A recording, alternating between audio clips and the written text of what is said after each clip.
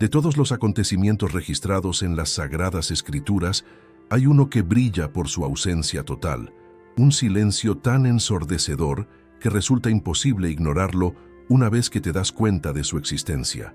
Piensa en esto por un momento. Conocemos con detalles escalofriantes cómo murió Jesús. Los evangelistas nos relatan cada golpe, cada espina, cada clavo. Sabemos dónde fue crucificado, quién estuvo presente, qué palabras pronunció en sus últimos momentos, incluso qué hora era cuando exhaló su último aliento. Conocemos también el destino de los apóstoles. Pedro fue crucificado cabeza abajo en Roma, Santiago el mayor decapitado por orden de Herodes, Andrés crucificado en una cruz en forma de X, Tomás atravesado por lanzas en la India, Pablo decapitado en la Vía Ostiense. La tradición cristiana preservó meticulosamente el martirio de cada uno de los seguidores de Jesús, pero hay una figura, la más importante de todas en la narrativa cristiana después de Jesús mismo, cuyo final permanece envuelto en un misterio absoluto. Una mujer que cargó al Salvador en su vientre durante 9 meses, que presenció el primer milagro en Caná, que estuvo al pie de la cruz mientras su hijo agonizaba, que recibió al Espíritu Santo en Pentecostés junto a los apóstoles. Hablo, por supuesto, de María, la madre de Jesús. Los evangelios que relatan con precisión de cronista los eventos más íntimos de la vida de Cristo súbitamente quedan en silencio cuando se trata del final de su madre. No hay una sola línea, ni una mención pasajera, ni siquiera una referencia indirecta sobre cómo, cuándo o dónde terminaron los días terrenales de María. ¿No te resulta extraño? ¿No te parece sospechoso que los mismos escritores que consideraron importante documentar genealogías completas, que registraron cada parábola, cada milagro, cada conversación relevante, de repente decidieran omitir completamente la muerte de la mujer más venerada del cristianismo? Hechos de los Apóstoles, escrito por Lucas, documenta minuciosamente la vida de la iglesia primitiva. Menciona persecuciones, conversiones, viajes misioneros, debates teológicos. Pero sobre María, después de mencionarla brevemente en el aposento alto esperando Pentecostés, el texto bíblico guarda un silencio sepulcral. Es como si simplemente hubiera desaparecido de la historia. Juan, el discípulo amado, que según el mismo Evangelio recibió a María en su casa por encargo directo de Jesús desde la cruz, escribió su Evangelio décadas después de estos acontecimientos. Tuvo todo el tiempo del mundo para incluir, aunque fuera una breve mención sobre el final de aquella mujer que vivió bajo su cuidado. Sin embargo, eligió no hacerlo. Y aquí surge la pregunta que ha atormentado a teólogos e historiadores durante siglos. ¿Por qué? ¿Por qué los evangelistas que consideraron sagrado preservar hasta el último detalle de la vida, pasión y muerte de Jesús, súbitamente decidieron que el final de su madre no merecía ni una sola frase? Fue un olvido imposible. Estamos hablando de escritores que demostraron una memoria prodigiosa para eventos ocurridos décadas antes. Fue irrelevante, absurdo, si María fue suficientemente importante para ser mencionada en momentos cruciales de los evangelios. Su partida de este mundo no podría haber sido considerada insignificante. Fue entonces una omisión deliberada.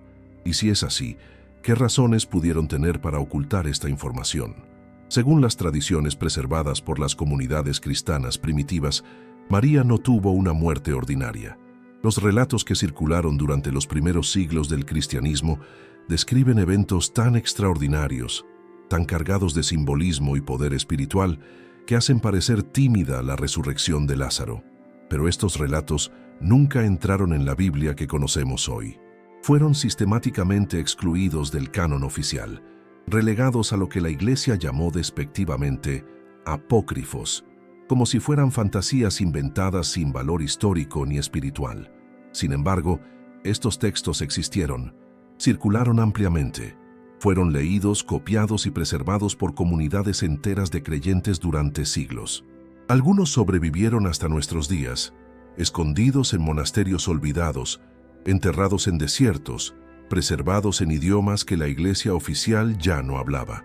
Y lo que estos documentos revelan sobre el final de María es tan impactante, tan lleno de implicaciones teológicas perturbadoras, que empieza a cobrar sentido por qué fueron deliberadamente excluidos de las escrituras oficiales. Porque si la muerte de María ocurrió como estos textos antiguos describen, entonces todo lo que te enseñaron sobre el papel de la mujer en el cristianismo, sobre la naturaleza de la ascensión espiritual, sobre quién tiene acceso directo a lo divino sin intermediarios eclesiásticos, podría necesitar ser completamente reconsiderado. Las respuestas están en textos que la Iglesia nunca quiso que leyeras, en tradiciones que fueron silenciadas, en evidencias arqueológicas que contradicen la narrativa oficial. Ahora permíteme revelarte algo que probablemente nunca escuchaste en ninguna homilía, en ninguna catequesis, en ninguna clase de teología. Existen textos completos, detallados, escritos en los primeros siglos del cristianismo que relatan específicamente la muerte de María. No son uno o dos documentos oscuros, son múltiples relatos, preservados en diferentes idiomas, encontrados en distintas regiones del mundo antiguo, que comparten una narrativa central sorprendentemente consistente. Los académicos los conocen colectivamente como Transitus Mariae, el tránsito de María. Y según los investigadores que han estudiado estos manuscritos, algunos de estos textos podrían haber sido escritos tan temprano como el siglo II después de Cristo, potencialmente contemporáneos con algunos de los evangelios que sí entraron en la Biblia oficial. El Dr. Stephen Shoemaker, profesor de estudios religiosos en la Universidad de Oregón y especialista en cristianismo primitivo, ha dedicado años a analizar estos documentos. Según sus investigaciones publicadas, las tradiciones sobre la dormición de María son extremadamente antiguas y estaban ampliamente difundidas en las comunidades cristianas primitivas, mucho antes de que la Iglesia institucional decidiera qué textos serían considerados sagrados y cuáles serían descartados.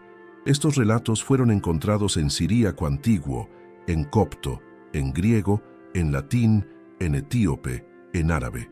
Circularon desde Mesopotamia hasta Irlanda, desde Egipto hasta Constantinopla. Las comunidades cristianas de Oriente y Occidente, separadas por miles de kilómetros y barreras lingüísticas, preservaron versiones de esta misma historia. ¿Qué probabilidad hay de que múltiples comunidades, sin contacto entre sí, inventaran independientemente la misma narrativa sobre un evento tan trascendental?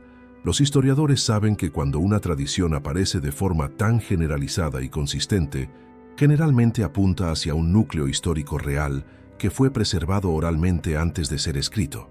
Entonces, ¿qué dicen estos textos prohibidos? Según las tradiciones preservadas en el Transitus Mariae, María sabía que su tiempo en la tierra estaba llegando a su fin. Un ángel se le apareció 3 días antes, anunciándole su próxima partida de este mundo. No como una amenaza o un juicio, sino como una noticia gozosa, como quien anuncia el regreso a casa después de un largo exilio.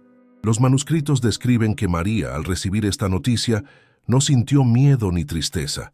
En cambio, expresó un único deseo: ver una última vez a los apóstoles que habían sido dispersados por todo el mundo conocido predicando el Evangelio. Y aquí es donde el relato se vuelve extraordinario. Según estos textos antiguos, los apóstoles fueron sobrenaturalmente transportados desde los confines de la tierra hasta el lugar donde María residía.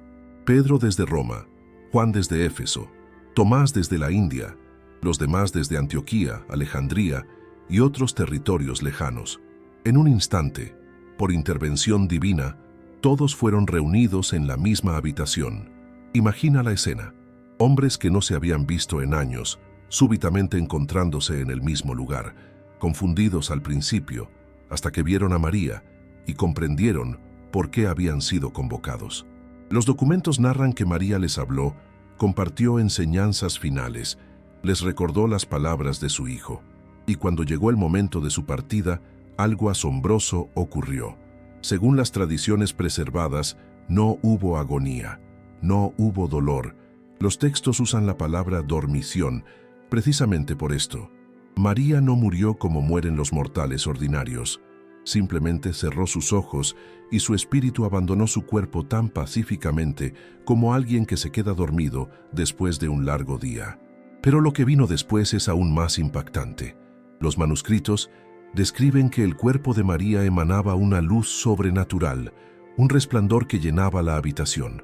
Los apóstoles intentaron tocarlo para prepararlo para el entierro según la costumbre judía, pero según algunos relatos, no podían acercarse debido a la intensidad de la luminosidad que irradiaba. Y relatan que una fragancia indescriptible, más dulce que cualquier perfume terrenal, emanaba del cuerpo, llenando no solo la habitación, sino extendiéndose por toda la zona circundante. Los textos mencionan que el mismo Jesús descendió con ejércitos de ángeles para recibir el alma de su madre. Algunos manuscritos específicamente narran un diálogo entre Cristo y María en ese momento, palabras que nunca fueron incluidas en ningún evangelio canónico. Posteriormente, según estas tradiciones, los apóstoles llevaron el cuerpo al valle de Cedrón en Jerusalén y lo colocaron en una tumba. Pero cuando Tomás llegó 3 días tarde, en un paralelismo deliberado con su ausencia en la resurrección de Jesús, y pidió que abrieran la tumba para despedirse, encontraron que el cuerpo había desaparecido. No había señales de robo, no había evidencia de descomposición. Solo permanecía aquella fragancia sobrenatural y las vendas mortuorias cuidadosamente dobladas, exactamente como en la tumba de Jesús. Algunos manuscritos añaden que los apóstoles tuvieron una visión de María siendo llevada corporalmente al cielo, cuerpo y alma reunificados, en lo que la teología posterior llamaría asunción. Ahora, aquí viene lo verdaderamente perturbador. Si estos relatos circularon tan ampliamente, si fueron preservados en tantos idiomas y regiones, si las comunidades cristianas primitivas los consideraban auténticos y dignos de ser copiados y transmitidos generación tras generación, ¿por qué ninguno de ellos entró en la Biblia oficial? ¿Por qué los mismos concilios, que decidieron incluir ciertos evangelios y excluir otros, eligieron deliberadamente suprimir toda mención detallada sobre el final de María? ¿Qué había en estos relatos que resultaba tan problemático, tan teológicamente peligroso, que debían ser relegados al olvido? Estamos viviendo días en los que las profecías se están cumpliendo ante nuestros propios ojos, pero la mayoría aún camina en la oscuridad, atrapada en verdades incompletas que fueron cuidadosamente ocultadas a la humanidad durante siglos. Ahora piensa, ¿y si precisamente aquello que fue eliminado de las Escrituras contiene las respuestas que llevas años buscando? Respuestas que pueden iluminar tu camino, fortalecer tu fe y revelar el verdadero propósito de la venida de Jesús. Por eso preparé para ti un libro digital poderoso. ¿Por qué los apóstoles ocultaron las palabras más peligrosas de Jesús? Este libro no es solo una lectura, es un despertar espiritual, una herramienta para quienes desean ir más allá de la superficie, liberarse de la manipulación y reconectarse con el Cristo auténtico, sin filtros, sin distorsiones, sin intereses humanos. Descárgalo ahora mismo. Está disponible en el primer comentario fijado. Pero atención, este contenido podría ser eliminado en cualquier momento. Contiene revelaciones espiritualmente sensibles que incomodan incluso a líderes religiosos. No esperes a que el mundo se derrumbe para buscar lo que tu alma ya sabe que necesita. Haz clic ahora, descarga tu ejemplar y permite que esta verdad comience a transformar tu vida. Y si eres uno de los primeros en descargarlo, vuelve aquí y escribe Amén. Ese será tu acto de fe, y tal vez hoy mismo, Dios abra una puerta que ni imaginabas que estaba a punto de abrirse. Ahora que sabes que existen textos antiguos detallando la muerte de María, surge inmediatamente otra pregunta desconcertante. ¿Dónde ocurrió exactamente este evento? Y aquí es donde la historia se complica aún más, porque no existe una respuesta única. De hecho, hay dos tradiciones completamente diferentes, cada una con siglos de antigüedad, cada una respaldada por evidencias arqueológicas, cada una defendida apasionadamente por distintas ramas del cristianismo. La primera tradición, preservada principalmente por la Iglesia Católica Romana y algunas comunidades de Oriente, sostiene que María pasó sus últimos días en Éfeso, en lo que hoy es Turquía. Esta versión se basa en una interpretación específica de Juan 19:27, donde Jesús desde la cruz le dice a Juan, «He ahí tu madre», y al discípulo, «He ahí tu hijo». Según esta tradición, Juan llevó a María consigo cuando se estableció en Éfeso como líder de la comunidad cristiana de Asia Menor. Y no estamos hablando de meras leyendas sin fundamento. En las montañas cerca de Éfeso existe una estructura conocida como Meriem Ana Evi, la casa de la Virgen María. Este lugar ha sido venerado durante siglos por peregrinos cristianos y musulmanes por igual. Lo fascinante es que esta casa fue redescubierta en el siglo XIX basándose en las visiones de la monja alemana Anna Catalina Emmerich, quien nunca había visitado Turquía, pero describió con precisión asombrosa la ubicación y características del edificio. Cuando investigadores siguieron sus descripciones, encontraron exactamente lo que ella había visto en sus visiones místicas. Estudios arqueológicos han confirmado que los cimientos de la estructura datan del siglo I después de Cristo.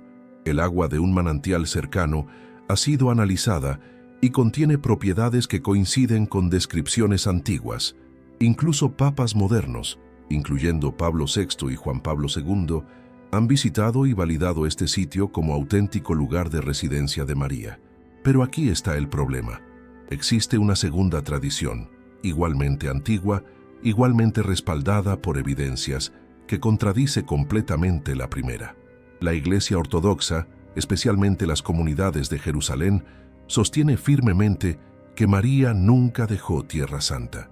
Según esta versión, María permaneció en Jerusalén bajo el cuidado de la comunidad judeocristiana primitiva y allí vivió sus últimos días.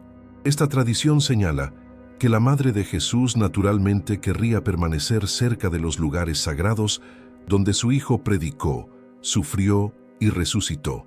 ¿Por qué abandonaría Jerusalén, el epicentro del cristianismo naciente, para irse a una ciudad gentil como Éfeso? Y esta versión también tiene evidencias físicas. En el Valle de Cedrón, cerca del Monte de los Olivos en Jerusalén, existe la tumba de María, venerada desde el siglo IV como el lugar donde los apóstoles depositaron su cuerpo. Esta tumba no es un invento medieval. Referencias patrísticas del siglo II y III ya mencionan este sitio como lugar de peregrinación. La estructura actual es una cripta subterránea y, según las tradiciones ortodoxas, cuando fue abierta siglos después de su construcción, estaba vacía, exactamente como los textos apócrifos describen. Investigaciones arqueológicas han confirmado que la tumba data efectivamente del período del Segundo Templo. Las inscripciones en las paredes, estudiadas por expertos de la Universidad Hebrea de Jerusalén, sugieren uso funerario cristiano muy temprano. Entonces, ¿cómo es posible que dos tradiciones tan antiguas, tan bien documentadas, tan respaldadas por evidencias físicas, digan cosas completamente contradictorias? Algunos académicos proponen que María pudo haber vivido en ambos lugares en diferentes momentos de su vida. Quizás Juan la llevó a Éfeso inicialmente para protegerla de las persecuciones en Jerusalén, pero ella regresó posteriormente a Tierra Santa para sus últimos días. Otros sugieren que las tradiciones se desarrollaron independientemente en diferentes comunidades cristianas, cada una preservando memorias parciales del mismo evento, adaptadas a sus contextos locales y necesidades teológicas. Pero hay una tercera posibilidad, más inquietante, que el desacuerdo sobre dónde murió María sea deliberado, resultado de una fragmentación intencional de la información para evitar que surgiera un centro único de peregrinación y veneración que pudiera rivalizar con Roma como sede del poder eclesiástico. Piénsalo, si hubiera un lugar indiscutible, universalmente reconocido donde María pasó sus últimos días, ese sitio se convertiría automáticamente en uno de los lugares más sagrados del cristianismo. La iglesia que controlara ese territorio tendría un poder espiritual y político inmenso. Es casualidad que justamente sobre el final de María, figura venerada universalmente por católicos, ortodoxos y protestantes por igual, exista esta ambigüedad geográfica conveniente. ¿Alguna vez habías escuchado sobre estas dos tradiciones completamente opuestas sobre el final de María? Cuéntame en los comentarios. Me fascina conocer qué tanto saben los verdaderos buscadores de la verdad como tú. Tu experiencia puede iluminar a otros que recién despiertan a estas revelaciones. Para entender por qué existe tanto misterio y contradicción alrededor de María, Necesitamos retroceder al año 431 después de Cristo, a la ciudad de Éfeso, irónicamente, uno de los dos lugares que reclama haber sido su último hogar terrenal. Allí se reunió el Tercer Concilio Ecuménico, convocado por el emperador Teodosio II, para resolver una controversia teológica que amenazaba con partir el cristianismo en dos. María debía ser llamada Cristotokos, Madre de Cristo, o Theotokos, Madre de Dios. Puede parecer un debate semántico trivial, pero las implicaciones eran monumentales. Si María era solo Madre de Cristo, implicaba que Jesús tenía dos naturalezas completamente separadas, una humana y otra divina, y María solo había dado a luz a la parte humana. Esto era la posición del patriarca Nestorio de Constantinopla.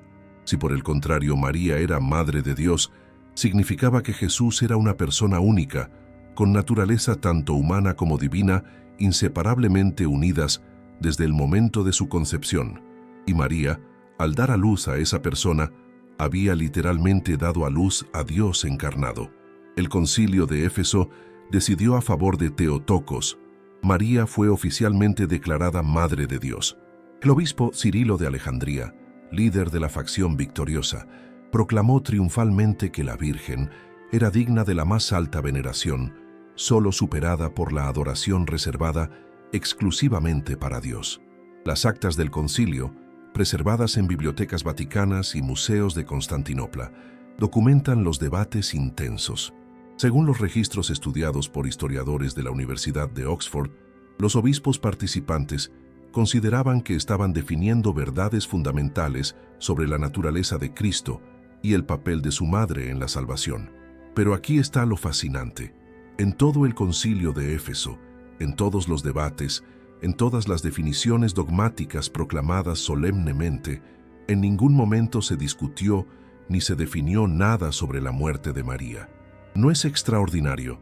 Los obispos consideraron crucial definir exactamente cómo debíamos referirnos a María, qué títulos debíamos usar, qué grado de veneración era apropiado, pero sobre cómo terminó su vida terrenal, sobre qué le sucedió a su cuerpo, sobre dónde y cuándo ocurrió su muerte.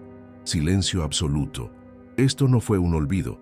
Los concilios eclesiásticos eran meticulosamente organizados, se preparaban durante meses. Los obispos traían bibliotecas enteras de manuscritos para respaldar sus posiciones. Cada palabra era debatida, cada definición cuidadosamente formulada.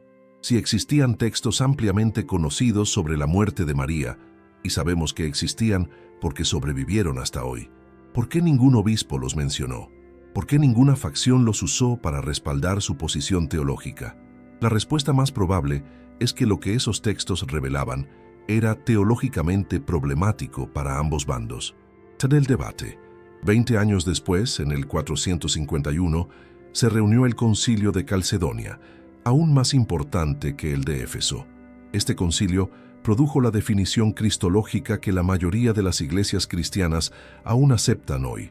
Jesús es una persona con dos naturalezas, completamente humano y completamente divino, sin confusión ni separación. Nuevamente, María fue mencionada, su rol como Theotokos fue reafirmado. Los padres conciliares escribieron extensamente sobre la encarnación, sobre cómo el Verbo se hizo carne en el vientre de la Virgen, pero sobre su muerte, sobre su asunción, sobre lo que le sucedió después de Pentecostés. Otra vez, silencio ensordecedor. Este patrón se repite en concilio tras concilio. Constantinopla en 381, Éfeso en 431, Calcedonia en 451, Constantinopla II en 553, Constantinopla III en 680. María es mencionada, su virginidad perpetua es defendida, su rol en la encarnación es exaltado, pero el evento más extraordinario de su existencia, su partida de este mundo y lo que supuestamente le sucedió a su cuerpo, es sistemáticamente ignorado por los padres conciliares. No fue hasta el Concilio de Trento, en el siglo XVI, más de 1000 años después, que la Iglesia Católica comenzó a abordar directamente las tradiciones sobre la Asunción de María. Y aún entonces, no lo hizo de manera definitiva, sino cautelosa, permitiendo la creencia sin proclamarla dogma. ¿Por qué esta reticencia? ¿Por qué, si la Iglesia estaba dispuesta a definir dogmáticamente los detalles más sutiles de la naturaleza de Cristo, se negaba a pronunciarse sobre el destino de su madre? Los documentos conciliares nos dan una pista. Según las actas preservadas, cada vez que se proponía incluir referencias a textos sobre la dormición de María, surgían objeciones de que estos relatos carecían de autoridad apostólica suficiente o contenían elementos que podrían llevar a conclusiones teológicas erróneas, pero nunca especificaban qué elementos problemáticos eran esos ni qué conclusiones erróneas temían. Lo que no se dice en los concilios es tan revelador como lo que se proclama. Y lo que callaron sobre María sugiere que había verdades sobre ella demasiado poderosas, demasiado disruptivas para el orden eclesiástico establecido, como para permitir que se hablara de ellas abiertamente. Ya no tienes que cargar con ese peso solo. Despierta a las verdades olvidadas con el libro digital. ¿Por qué los apóstoles ocultaron las palabras más peligrosas de Jesús? El enlace está en el primer comentario fijado. Haz clic ahora y recibe tu copia antes de que lo retiren.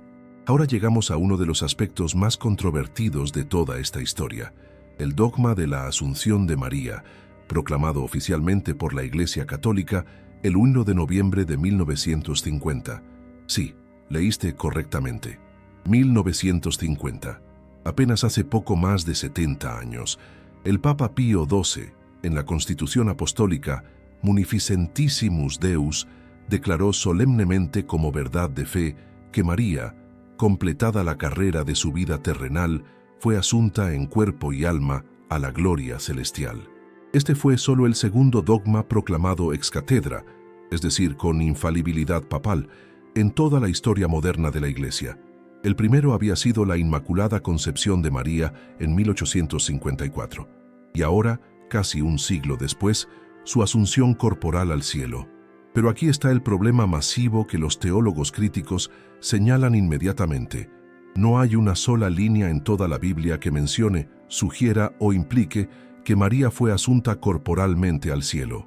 0 referencias en los Evangelios, 0 en las epístolas de Pablo, 0 en Hechos de los Apóstoles, 0 en el Apocalipsis. Ningún autor del Nuevo Testamento, ninguno de los que conocieron personalmente a María o a los apóstoles que la conocieron, consideró relevante mencionar este evento supuestamente monumental. Cuando Pedro predica en Pentecostés, citando profusamente las Escrituras para demostrar la resurrección de Jesús, no menciona nada sobre María. Cuando Pablo detalla su teología de la resurrección en 1 Corintios 15, enumerando a todos los que vieron a Cristo resucitado, María está notablemente ausente de la lista.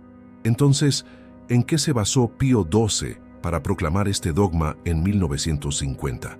Según el documento oficial, se fundamentó en la tradición, es decir, en las creencias que habían sido preservadas oralmente y transmitidas generación tras generación, pero que nunca fueron explícitamente escritas en las escrituras canónicas. En otras palabras, se basó precisamente en aquellos textos apócrifos y tradiciones que los concilios anteriores se habían negado sistemáticamente a validar oficialmente durante 1500 años.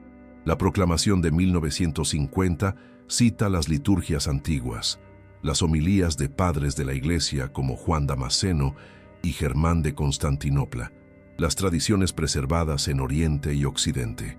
Pero todos estos recursos son posteriores al siglo V, siglos después de los eventos que supuestamente describen. Los críticos, incluyendo algunos teólogos católicos, señalan lo extraordinario de esta situación. La Iglesia esperó casi 2 milenios para proclamar como verdad de fe algo tan fundamental sobre la mujer más venerada del cristianismo. ¿Por qué la demora? Si la Asunción de María era una verdad tan crucial, ¿por qué ningún concilio en 17 siglos se atrevió a proclamarla dogma? ¿Por qué Pío XII consideró necesario hacerlo precisamente en 1950, después de la Segunda Guerra Mundial, en el inicio de la Guerra Fría? Algunos historiadores sugieren que la proclamación tuvo motivaciones tanto espirituales como políticas. En un mundo devastado por guerras totales, amenazado por la aniquilación nuclear, enfrentando el avance del comunismo ateo, la Iglesia necesitaba reafirmar símbolos de esperanza y trascendencia. María asunta corporalmente al cielo representaba la promesa de que el cuerpo humano no está condenado a la corrupción, que la materia puede ser redimida, que existe un destino glorioso más allá de la muerte para quienes viven en gracia.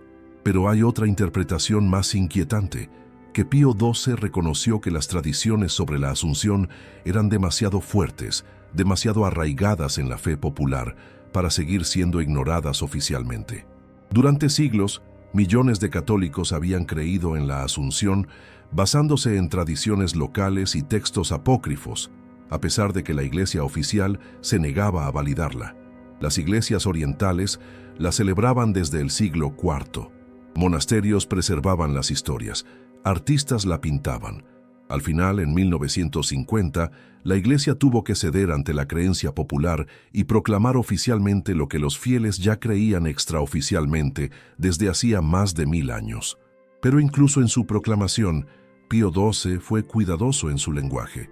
No especificó exactamente cuándo ocurrió la Asunción, si inmediatamente después de la muerte o después de un período en la tumba.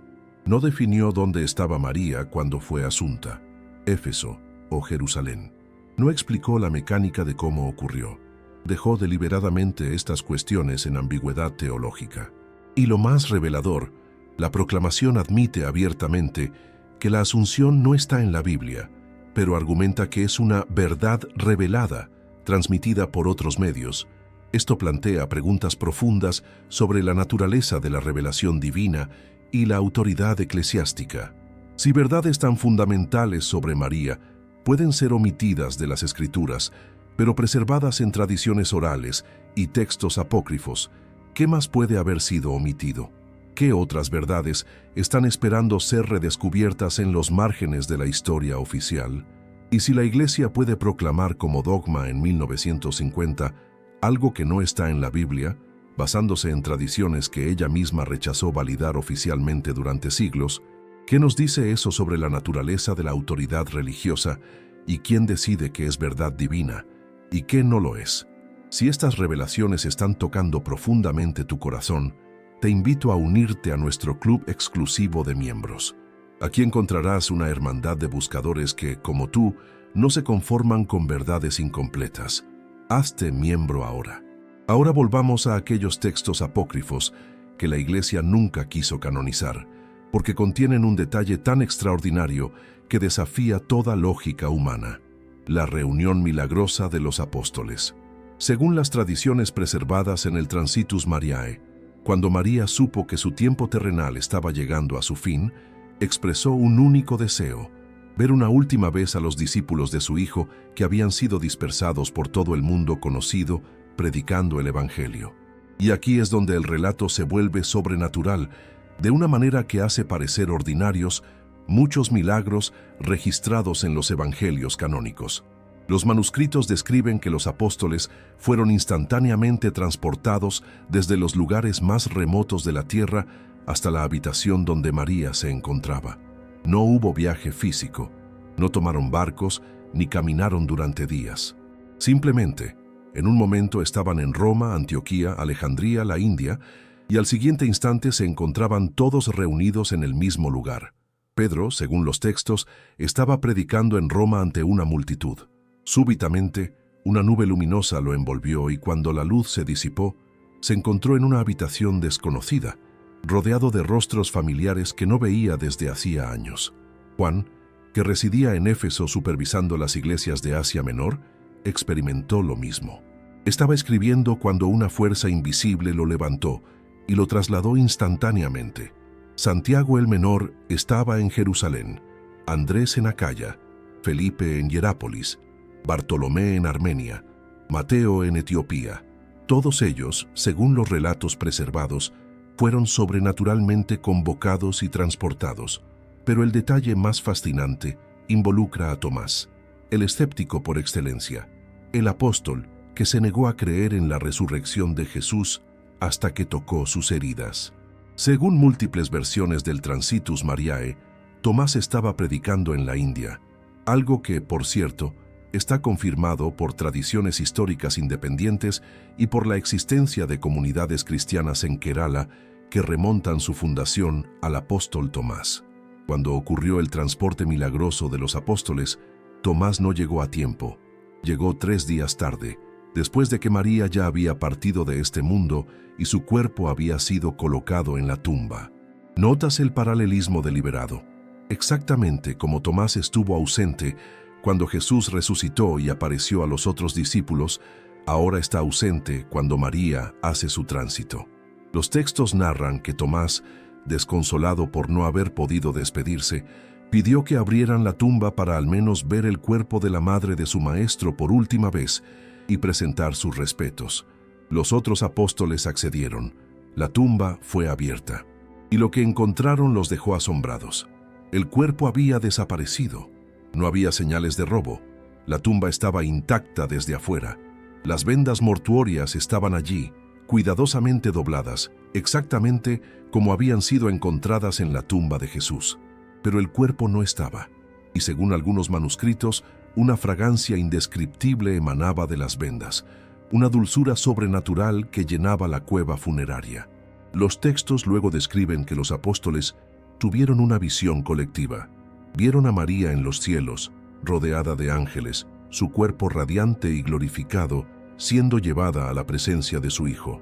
Y según algunas versiones, María misma habló a Tomás desde esa visión, asegurándole que no había llegado tarde, que su escepticismo servía a un propósito divino, ser testigo de que ella verdaderamente había sido asunta corporalmente, exactamente como su Hijo había resucitado corporalmente. Ahora aquí está la pregunta crucial. ¿Por qué este relato tan lleno de simbolismo y poder espiritual fue excluido de las escrituras canónicas? Piénsalo, tiene todos los elementos de los relatos que sí fueron incluidos en la Biblia: intervención divina, milagros sobrenaturales, cumplimiento de profecías, testigos múltiples, paralelismos con otros eventos bíblicos. Los evangelios canónicos relatan transportes milagrosos. Felipe fue transportado sobrenaturalmente después de bautizar al eunuco etíope. Pablo fue arrebatado al tercer cielo. Jesús se transfiguró ante sus discípulos en el monte Tabor. Si la Biblia aceptó esos eventos como dignos de ser registrados, ¿por qué no la reunión milagrosa de los apóstoles para despedirse de María? La única explicación plausible es que algo en este relato era teológicamente problemático para quienes decidieron qué entraría en el canon oficial. Quizás era el hecho de que María recibía el mismo tratamiento que Jesús: cuerpo incorruptible, tumba vacía, ascensión corporal. Esto la colocaba en un nivel espiritual que algunos consideraban demasiado elevado, demasiado cercano a la divinidad misma de Cristo. O quizás el problema era más sutil. Estos textos mostraban a los apóstoles siendo convocados por María, respondiendo a su deseo, siendo testigos de su glorificación. Esto implicaba que María tenía una autoridad espiritual propia, no meramente derivada de ser madre de Jesús, sino intrínseca a su persona. Y en una iglesia cada vez más patriarcal, cada vez más centralizada en estructuras masculinas de poder, esta imagen de María como figura de autoridad espiritual, capaz de convocar a los mismos apóstoles, podía ser vista como peligrosamente subversiva. Ya no tienes que cargar con ese peso solo. Despierta a las verdades olvidadas con el libro digital. ¿Por qué los apóstoles ocultaron las palabras más peligrosas de Jesús? El enlace está en el primer comentario fijado. Haz clic ahora y recibe tu copia antes de que lo retiren. Existe en Jerusalén, en el Valle de Cedrón, al pie del Monte de los Olivos, un lugar que millones de peregrinos han visitado durante siglos, pero que permanece extrañamente ausente de los sermones dominicales y las enseñanzas catequéticas oficiales. Es una cripta subterránea, accesible por una escalera de 48 escalones que descienden bajo tierra. Las paredes de piedra están ennegrecidas por el humo de miles de velas encendidas durante siglos. Íconos antiguos cubren cada superficie, y en el centro hay una tumba vacía. Los peregrinos ortodoxos la conocen como la tumba de la Santísima Theotokos.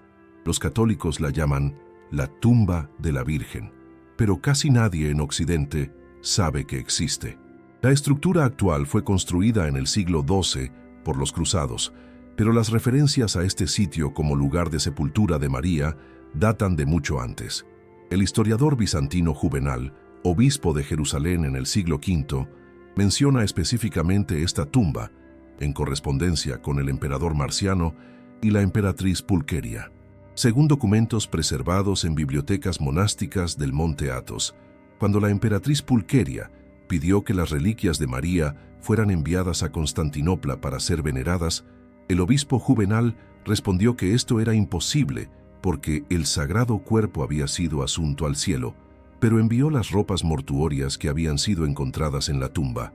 Este detalle es extraordinariamente significativo. Estamos hablando del año 450, apenas 4 siglos después de la muerte de Jesús.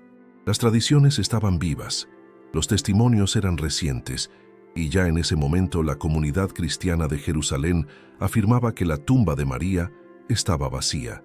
No se trataba de una leyenda medieval surgida siglos después. Era una creencia documentada en el corazón mismo del cristianismo primitivo, en la ciudad donde los apóstoles habían vivido, donde la iglesia había nacido. Investigaciones arqueológicas modernas han confirmado que la tumba efectivamente data del período del Segundo Templo, consistente con el siglo I después de Cristo. El estilo de excavación, el tipo de nicho funerario, las técnicas de construcción, todo corresponde a prácticas de enterramiento judías del período de Jesús. La Universidad Hebrea de Jerusalén condujo análisis en las inscripciones parcialmente preservadas en las paredes.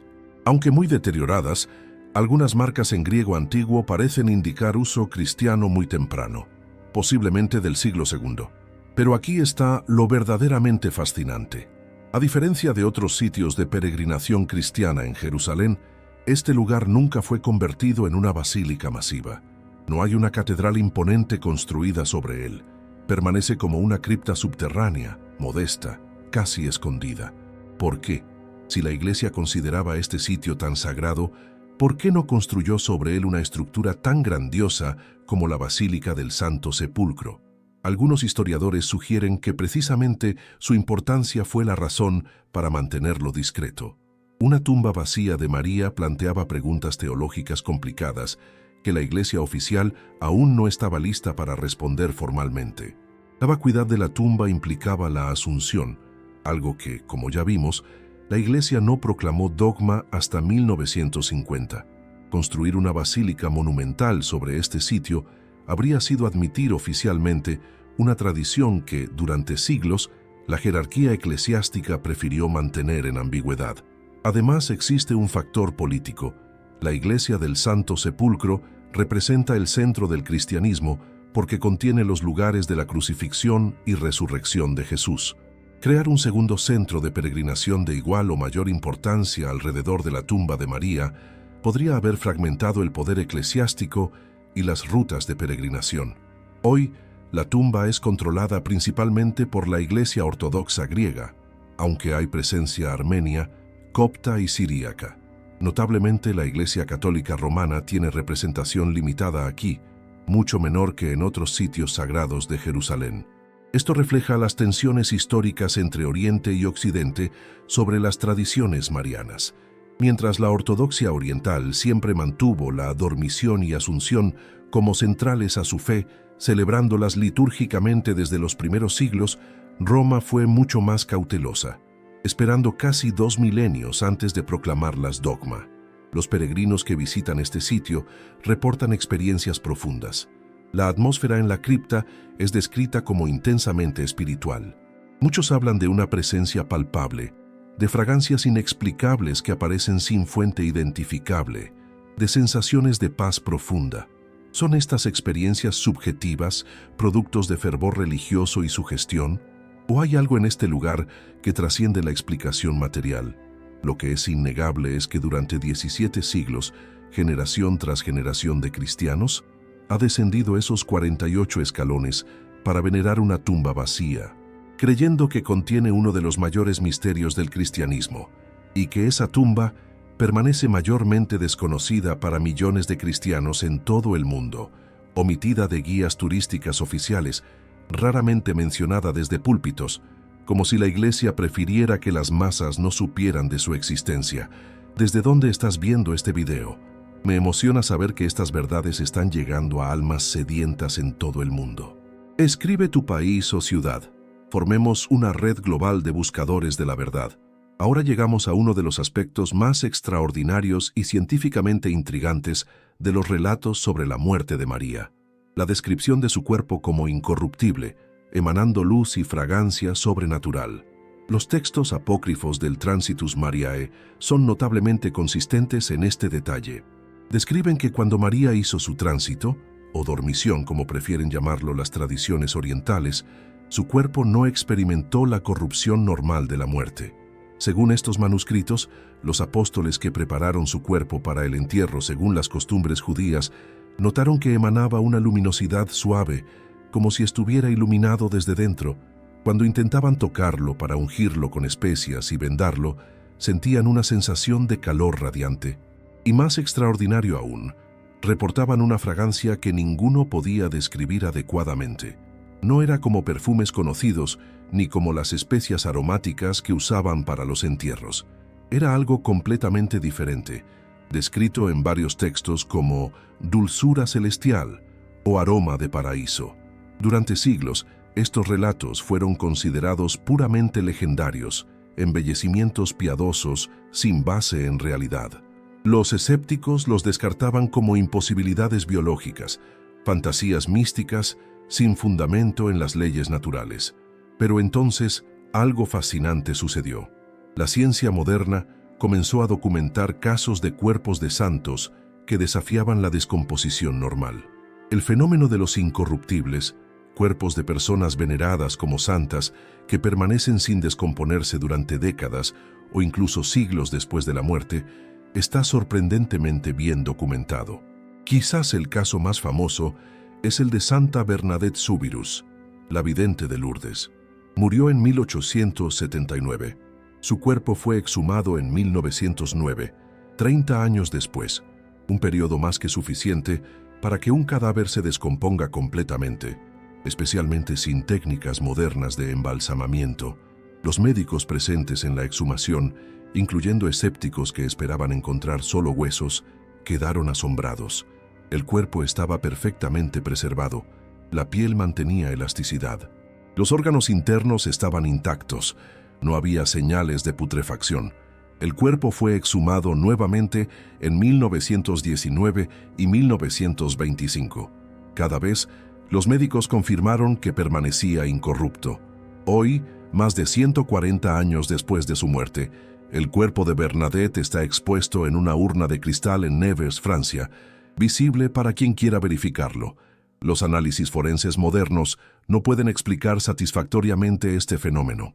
Sí, una máscara de cera cubre su rostro, pero el cuerpo subyacente permanece preservado, de manera que desafía la descomposición normal. Y Bernadette no es un caso aislado.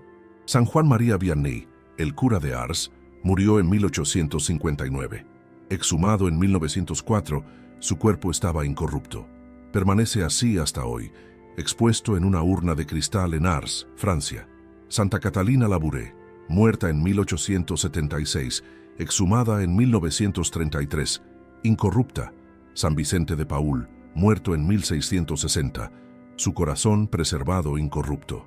Santa Rita de Casia, fallecida en 1457, su cuerpo permanece sin descomposición. La lista continúa. Más de 100 casos documentados médicamente de cuerpos que desafían las leyes normales de descomposición biológica.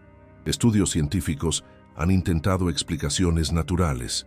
Algunos proponen que condiciones ambientales específicas, baja humedad, ciertos minerales en el suelo, ausencia de bacterias, podrían preservar cuerpos excepcionalmente. La Universidad de Valencia, en España, condujo estudios extensos sobre estos fenómenos.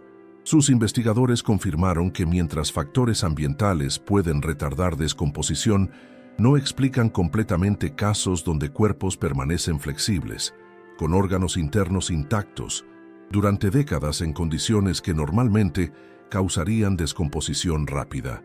Otros investigadores, como el doctor Carlos Eire de la Universidad de Barcelona, han sugerido que ciertos estados fisiológicos premuerte, quizás relacionados con ascetismo extremo, meditación profunda o estados alterados de conciencia podrían alterar la química corporal de maneras que retardan descomposición.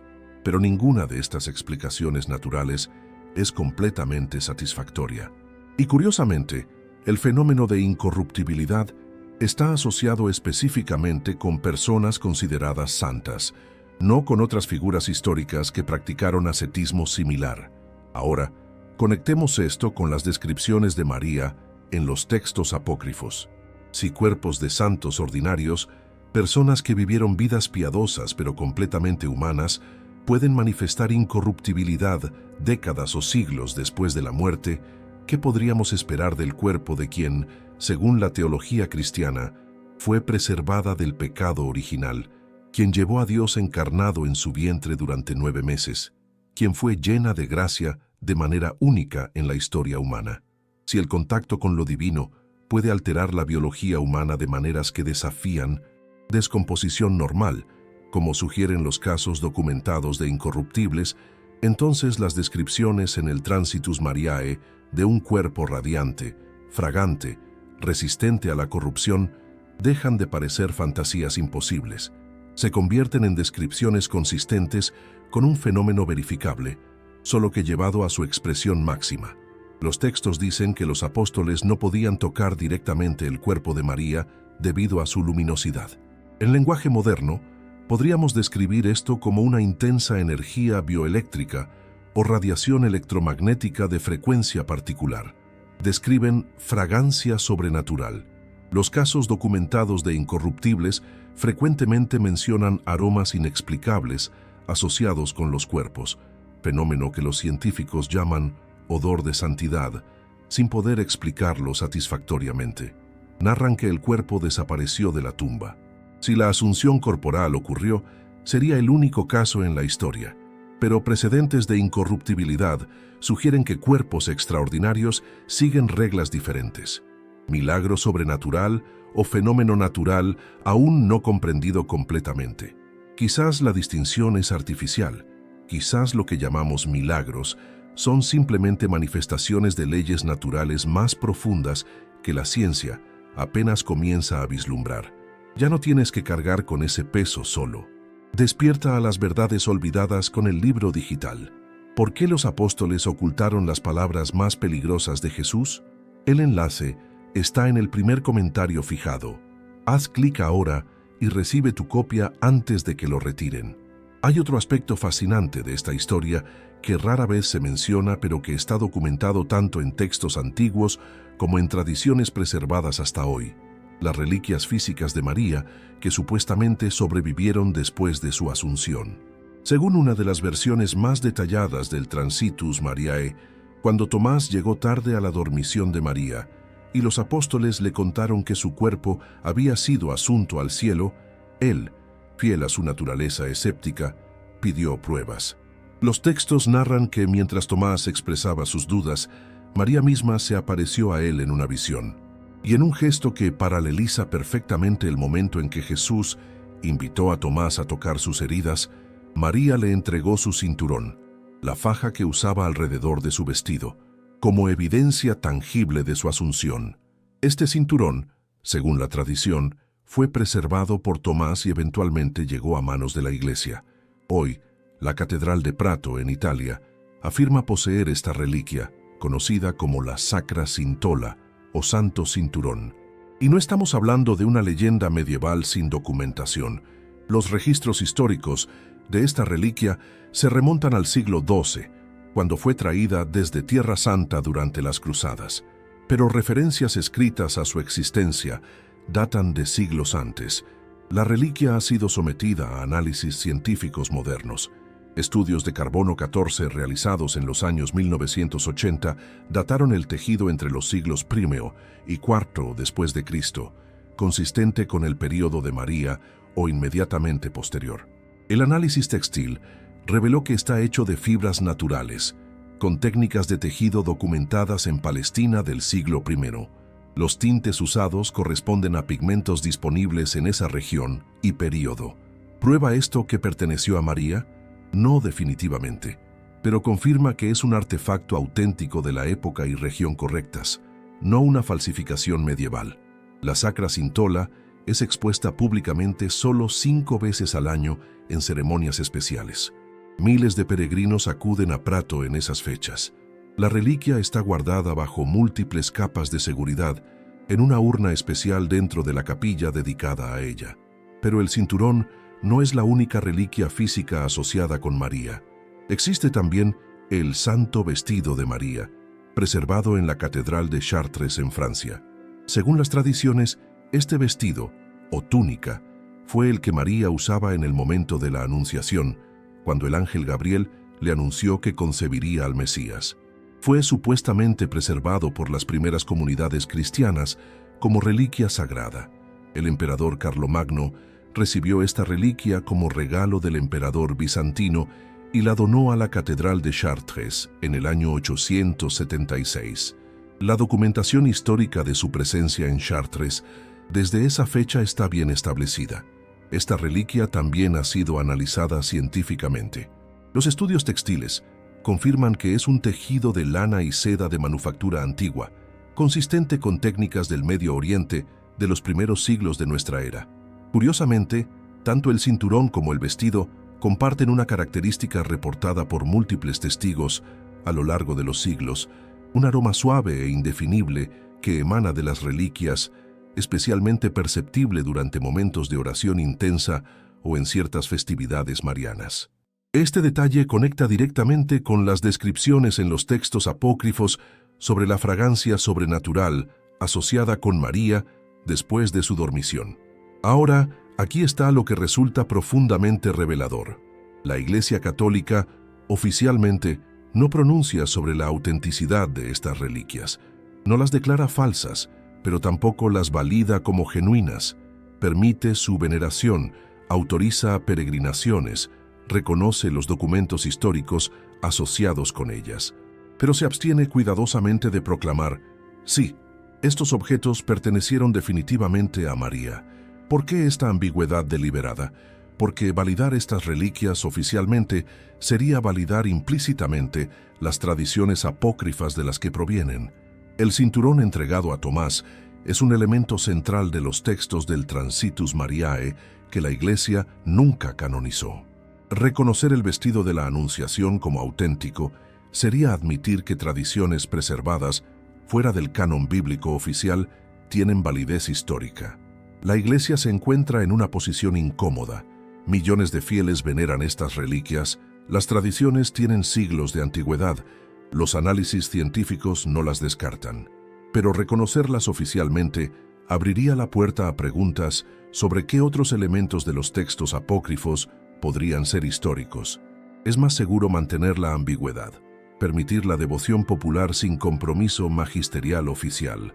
Esta estrategia de silencio calculado es la misma que la Iglesia aplicó durante siglos con respecto a la Asunción misma, hasta que en 1950 la presión fue tan grande que tuvo que proclamarla dogma. ¿Llegaremos a un punto en que estas reliquias también sean oficialmente validadas?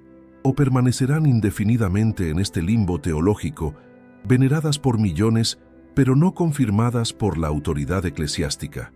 ¿Has sentido alguna vez que las reliquias sagradas guardan más secretos de los que la Iglesia admite? ¿Crees que estos objetos realmente pertenecieron a María o son símbolos de fe? Comparte tu experiencia o intuición en los comentarios. Ahora llegamos al corazón del misterio, a la pregunta que subyace bajo todas las demás. ¿Por qué fue deliberadamente silenciado el relato de la muerte de María? Porque a estas alturas debería estar claro que no fue un olvido, no fue una omisión accidental, fue una decisión consciente, sistemática, mantenida durante siglos por los formadores del canon bíblico y los padres de la Iglesia. Existían textos detallados sobre la dormición de María circulando ampliamente en las comunidades cristianas primitivas. Los mismos padres de la Iglesia que decidieron qué evangelios serían canónicos conocían estos documentos. Algunos los mencionan en sus escritos, pero eligieron no incluirlos en las escrituras oficiales.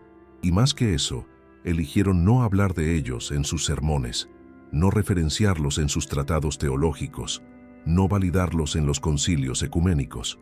¿Por qué? La explicación superficial que algunos teólogos ofrecen es que estos textos carecían de autoridad apostólica, pero esta razón no resiste escrutinio. Muchos libros que sí entraron en el Nuevo Testamento también tienen autoría disputada o anónima. El Evangelio de Mateo probablemente no fue escrito por el apóstol Mateo. Marcos no era uno de los 12. Lucas era un gentil convertido que nunca conoció a Jesús personalmente. La epístola a los Hebreos es anónima. Sin embargo, todos ellos fueron canonizados. Si la falta de autoría apostólica directa no fue impedimento para esos textos, ¿por qué sería impedimento absoluto para los relatos sobre María? La verdadera razón es mucho más profunda y perturbadora. Lo que estos textos revelaban sobre María era teológicamente peligroso para el orden eclesiástico que se estaba consolidando en los primeros siglos del cristianismo. Primero, el paralelismo con Jesús. Los relatos de la dormición presentaban a María experimentando muerte sin corrupción, tumba vacía y asunción corporal, exactamente lo mismo que caracterizó la resurrección de Cristo. Esto la colocaba en un nivel espiritual peligrosamente cercano a Jesús mismo.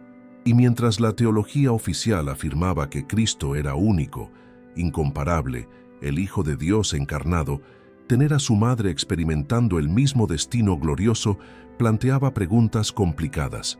Si María fue asunta corporalmente como Jesús resucitó corporalmente, ¿qué la hacía diferente de él? ¿Era también divina en algún sentido? ¿O su asunción demostraba que otros seres humanos podrían alcanzar ese mismo destino?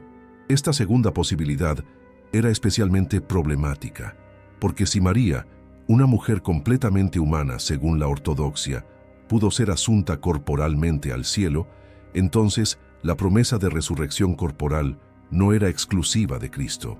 Era un destino potencial para todos los que alcanzaran cierto nivel de santidad. Esto democratizaba radicalmente la salvación. Sugería que los seres humanos ordinarios podrían experimentar transformación divina comparable a la de Cristo, y esto debilitaba el papel de la Iglesia como intermediaria única y necesaria entre Dios y la humanidad. Segundo, el problema del poder femenino. Los textos de la dormición presentaban a María con autoridad espiritual propia. Ella convocaba a los apóstoles y ellos respondían. Tenía conocimiento anticipado de su partida, se comunicaba directamente con el reino celestial. Su cuerpo manifestaba propiedades sobrenaturales que incluso los apóstoles no podían tocar directamente. En una iglesia que sistemáticamente estaba excluyendo a las mujeres del liderazgo, que estaba consolidando una jerarquía exclusivamente masculina, que estaba reinterpretando el papel de las discípulas de Jesús como secundario, estas imágenes de María eran profundamente subversivas. Los textos apócrifos mostraban que la primera persona en experimentar la transformación gloriosa prometida por Cristo no fue Pedro, ni Juan, ni Pablo. Fue una mujer. Y no solo cualquier mujer, sino aquella que los evangelios gnósticos, que la Iglesia también estaba suprimiendo, presentaban como maestra espiritual, como la apóstol de los apóstoles, como portadora de enseñanzas secretas de Jesús. Reconocer oficialmente la dormición y asunción de María habría sido reconocer implícitamente que las mujeres tenían acceso directo e igual a los misterios más profundos de la fe. Esto era inaceptable para los padres de la Iglesia, que estaban construyendo un sistema patriarcal de poder. Tercero, el problema de los textos apócrifos en general. Validar los relatos sobre María habría sentado un precedente peligroso. Si textos que circulaban entre comunidades cristianas, pero no fueron escritos por apóstoles reconocidos, podían ser considerados válidos para un evento tan crucial, ¿qué impedía validar otros textos apócrifos? El Evangelio de Tomás, con sus enseñanzas gnósticas sobre el Cristo interior. El Evangelio de María Magdalena, con su presentación de María como receptora privilegiada de revelaciones.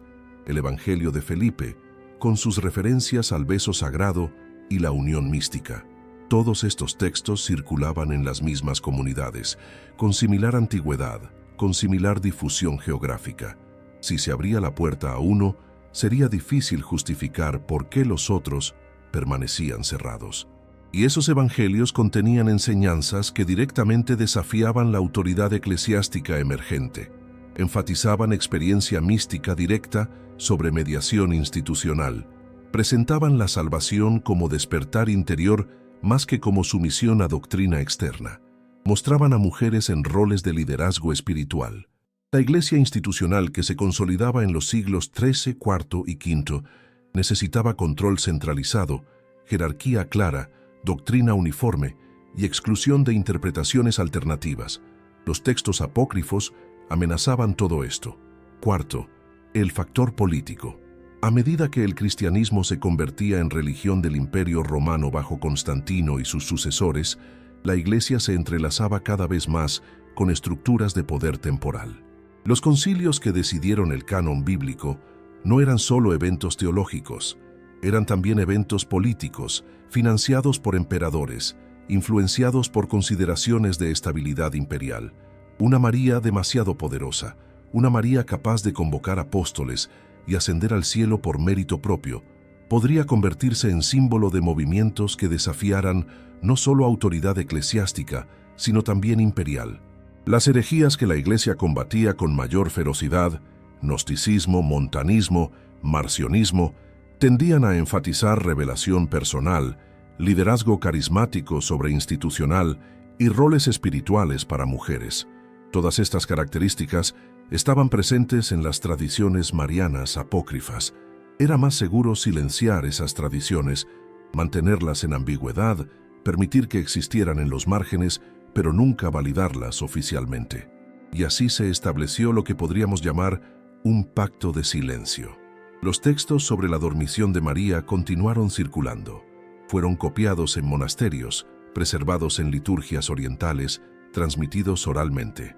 Pero la Iglesia oficial se negó a hablar de ellos. No los condenó formalmente como heréticos. Eso habría llamado demasiada atención. Simplemente los ignoró, los dejó fuera del canon y con el tiempo, la mayoría de los cristianos olvidó que alguna vez existieron. Este patrón de silenciamiento selectivo se repitió con otros aspectos de las tradiciones cristianas primitivas.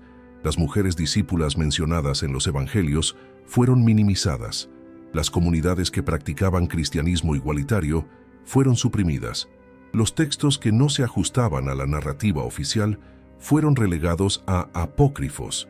María Magdalena fue transformada de apóstol de los apóstoles en prostituta arrepentida, una distorsión que perduraría 1500 años hasta ser oficialmente corregida por el Vaticano en 1969. Los evangelios gnósticos, que presentaban caminos alternativos de interpretación, fueron enterrados literalmente. Afortunadamente para nosotros, algunas copias sobrevivieron escondidas en jarras de barro en Nag Hammadi, descubiertas solo en 1945. Y los relatos detallados sobre la muerte más importante después de la de Cristo fueron sistemáticamente excluidos de las escrituras que se considerarían inspiradas por Dios. El silencio sobre la muerte de María no fue un accidente de la historia. Fue el resultado de decisiones conscientes tomadas por hombres con poder eclesiástico que determinaron qué verdades podían ser públicas y cuáles debían permanecer ocultas. Y esas decisiones reflejaban no la búsqueda desinteresada de verdad teológica, sino la consolidación de estructuras de poder, la supresión de voces alternativas y el control de narrativas que pudieran desafiar la autoridad institucional. Después de explorar los textos apócrifos, las tradiciones contradictorias, las evidencias arqueológicas, las reliquias preservadas y los motivos para el silenciamiento, llegamos finalmente a la pregunta esencial: ¿cuál es la verdad sobre la muerte de María? Y aquí te voy a revelar algo que puede sorprenderte. Quizás la pregunta misma esté mal planteada. Tal vez no importa tanto si María murió en Éfeso o en Jerusalén. Quizás es irrelevante si fue el año 48 o el 57 o el 63 después de Cristo. Posiblemente no es crucial si los apóstoles fueron transportados milagrosamente o si algunos llegaron tarde naturalmente. Porque lo que todas estas tradiciones, tanto las oficiales como las apócrifas, tanto las ortodoxas como las católicas, están señalando hacia una verdad más profunda que trasciende los detalles históricos específicos. Esa verdad es esta: la muerte de María no fue como las muertes ordinarias. Su partida de este mundo representó algo cualitativamente diferente, un tipo de transición que desafía nuestras categorías normales de mortalidad.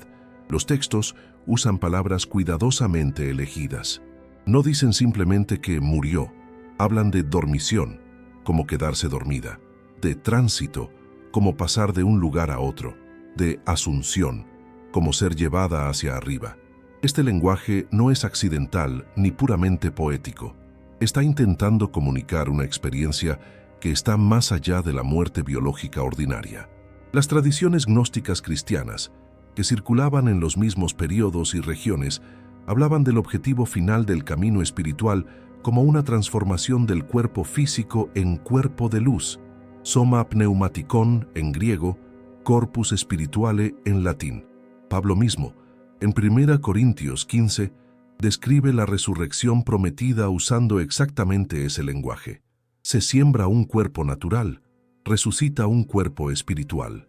María, según todas las tradiciones, fue la primera después de Cristo en experimentar esta transformación. No en un futuro escatológico distante, sino inmediatamente, en el momento de su tránsito de este mundo. Y esto es profundamente significativo porque demuestra que la promesa de Jesús no era solo para un final de los tiempos indefinido, era para aquí y ahora. Era alcanzable por seres humanos que, a través de gracia y transformación interior, podían trascender las limitaciones de la mortalidad ordinaria. María representa el destino potencial de toda la humanidad redimida. Su asunción es la promesa de nuestra propia resurrección, no solo espiritual, sino también corporal. Los primeros cristianos entendían esto intuitivamente, por eso las tradiciones sobre su dormición circulaban tan ampliamente. No porque fueran datos históricos que necesitaban ser registrados, sino porque eran revelaciones espirituales que necesitaban ser transmitidas. El cuerpo incorruptible, la fragancia celestial, la luz emanando de su forma física, todos estos detalles no son necesariamente literales en sentido periodístico. Son descripciones simbólicas de una realidad espiritual que el lenguaje ordinario no puede capturar adecuadamente. Están diciendo, algo extraordinario sucedió aquí. Una transformación que prueba que la materia puede ser redimida, que el cuerpo no está condenado a la corrupción, que existe un camino de ascensión disponible para quienes siguen el camino de Cristo. Por eso, ambas tradiciones, Éfeso y Jerusalén, pueden ser verdaderas en un sentido más profundo. No importa exactamente dónde ocurrió el evento físico, lo que importa es la realidad espiritual que representa. Y por eso, los textos apócrifos, aunque excluidos del canon, preservan verdades esenciales. No son historia en el sentido moderno de reportaje factual. Son teología narrativa, verdad espiritual comunicada a través de historia sagrada. La Iglesia cometió un error al silenciarlos. Al hacerlo, privó a generaciones de cristianos de comprensión profunda sobre el destino glorioso prometido, sobre el papel del femenino en la redención, sobre la posibilidad de transformación radical disponible en esta vida, no solo en la próxima, pero las tradiciones sobrevivieron. En liturgias ortodoxas, en devociones populares, en textos escondidos en monasterios, en la fe simple de millones que siempre supieron en sus corazones que María no simplemente murió y esperó la resurrección general. Ella ascendió, fue transformada, cruzó el umbral a una nueva forma de existencia que unificó cielo y tierra, espíritu y materia, lo divino y lo humano. Y al hacerlo, nos mostró el camino. Porque como dijo el místico alemán Meister Eckhart siglos después, lo que Dios hizo primero en María, desea hacerlo en cada alma que se abandone completamente a su voluntad. La muerte de María no fue un final, fue un comienzo. La demostración de lo que es posible cuando un ser humano se convierte en receptáculo perfecto de gracia divina. Y esa verdad, más que cualquier detalle histórico específico, es lo que las tradiciones sobre su dormición han estado intentando comunicarnos durante 2000 años.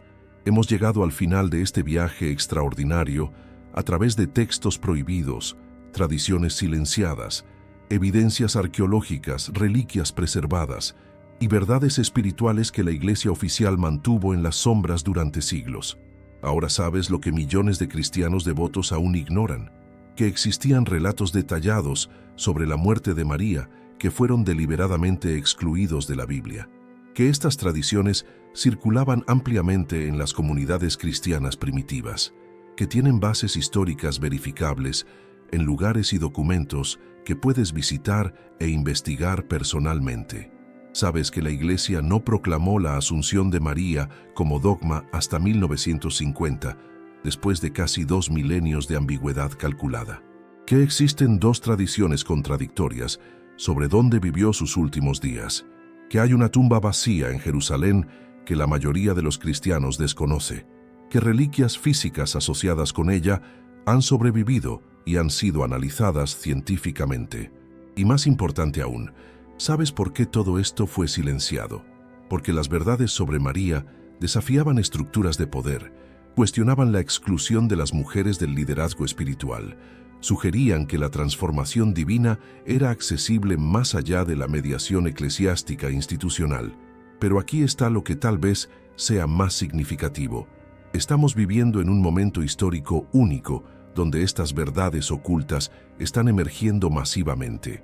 Los manuscritos de Nag Hammadi fueron descubiertos en 1945. Los rollos del Mar Muerto en 1947. Investigaciones arqueológicas modernas están confirmando sitios y tradiciones que fueron descartados como leyendas. Análisis científicos están validando reliquias consideradas falsificaciones medievales. Teólogos académicos están reconsiderando textos apócrifos con nueva seriedad. Es como si después de 2 milenios de supresión, las verdades estuvieran forzando su camino de vuelta a la luz. Y esto no es casualidad. Según las profecías preservadas en diversos textos, tanto canónicos como apócrifos, los últimos días se caracterizarían por revelación de secretos, por verdades ocultas emergiendo, por conocimiento que fue sellado siendo finalmente abierto. Estamos viviendo esos días, y cada persona que descubre estas verdades, que cuestiona las narrativas oficiales, que busca más allá de lo que le fue enseñado en catecismo básico, está participando en un despertar colectivo global. Tú eres parte de ese despertar. El hecho de que hayas llegado hasta este punto del video, de que hayas resistido la tentación de apagar cuando las revelaciones se volvieron incómodas, de que tu espíritu reconoció verdad en lo que compartí, todo esto demuestra que tu alma está lista para conocimiento más profundo. No necesitas intermediarios que te digan qué creer. No necesitas esperar que instituciones religiosas validen oficialmente lo que tu corazón ya sabe que es verdadero. El reino de los cielos está dentro de ti, como Jesús mismo enseñó. Una de las frases que, curiosamente, también fue minimizada en la teología institucional. María no fue solo la madre biológica de Jesús, fue un ser humano que alcanzó el más alto nivel de transformación espiritual posible, y su ascensión no fue un privilegio único e irrepetible. Fue una demostración, una promesa, una invitación. Lo que le sucedió a ella es lo que está destinado a sucedernos a todos nosotros. Transformación completa. Redención no solo del alma, sino también del cuerpo. Ascensión a estados de conciencia que actualmente apenas podemos imaginar. Pero para alcanzar eso, primero debemos despertar de las narrativas limitadas que nos fueron impuestas. Debemos cuestionar lo que nos dijeron que era incuestionable. Debemos buscar las verdades que fueron escondidas, porque eran demasiado poderosas, demasiado liberadoras, demasiado transformadoras. Este video es solo el comienzo de tu despertar. Hay verdades aún más profundas esperando ser descubiertas. Hay textos que la Iglesia nunca quiso que leyeras. Hay enseñanzas de Jesús que fueron suprimidas porque revelaban caminos directos hacia experiencia divina sin necesidad de mediación institucional. Y mientras los poderes establecidos intentaron mantener estas verdades ocultas durante 2 milenios, están fallando, porque las verdades espirituales no pueden ser suprimidas permanentemente. Siempre encuentran su camino de regreso. La tumba vacía de María en Jerusalén permanece allí, testimonio silencioso de una ascensión que la Iglesia tardó 1900 años en reconocer oficialmente. Los textos apócrifos sobrevivieron en monasterios olvidados y desiertos remotos. Las tradiciones persistieron en liturgias y devociones populares. Y ahora En esta era de información, donde el conocimiento ya no puede ser monopolizado por élites religiosas, estas verdades están llegando a millones. Tú eres uno de esos millones. Eres parte de un despertar que no puede ser detenido, y cada verdad que descubres, cada pregunta que haces, cada narrativa oficial que cuestionas, te acerca más a la transformación que María demostró es posible. El viaje continúa. Las revelaciones se profundizan y el despertar se expande. Suscríbete al canal y activa la campanita para no perderte ninguna revelación.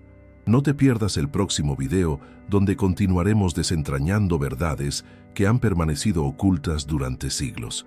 Y si realmente sientes el llamado a profundizar, considera unirte como miembro. Los guardianes de la verdad ya están accediendo a conocimiento que jamás podremos hacer público. Gracias por ver este video hasta el final. Nos encontraremos en el próximo video.